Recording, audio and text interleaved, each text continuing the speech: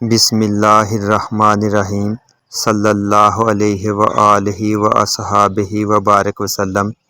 میرے عزیزو السلام علیکم۔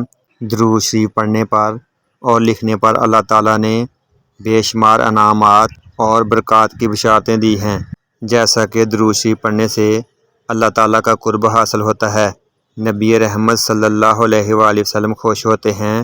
آج کا میرا اصل موضوع درود شریف اور عمران خان کا اس کے بارے میں ایک بڑا کارنامہ اس کے بارے میں بتانے جا رہا ہوں۔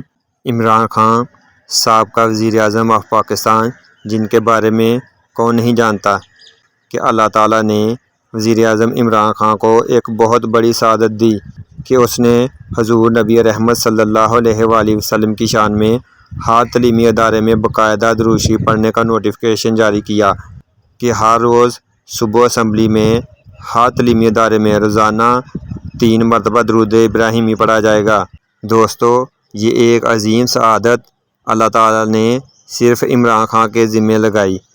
عمران خان صاحب نے نہ صرف درود پاک پڑھنا لازمی قرار دیا، بلکہ بچوں کو قرآن پاک کی تعلیم بھی لازمی قرار دی، تاکہ وہ قرآن مجید کی تعلیم ترجمے کے ساتھ حاصل کر سکیں اور دین کی سمجھ بوجھ حاصل کر سکیں۔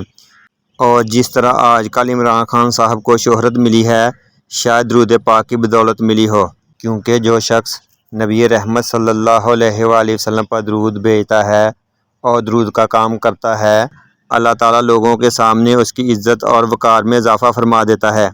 رہی بات عمران خان پر بہتان کی کہ وہ یہودی ایجنٹ ہے، تو دلوں کے حال اللہ جانتا ہے۔ ہم بطور مسلمان کسی پر کفر کا فتویٰ نہیں لگا سکتے۔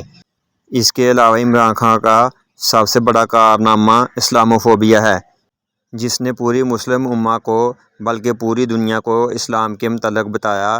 اسلام امن کا درس دیتا ہے، اسلام میں دہشت گردی کا کوئی تصور نہیں ہے۔ میرے عزیزو، بس درود پاک پڑھتے جاؤ اور پڑھاتے جاؤ۔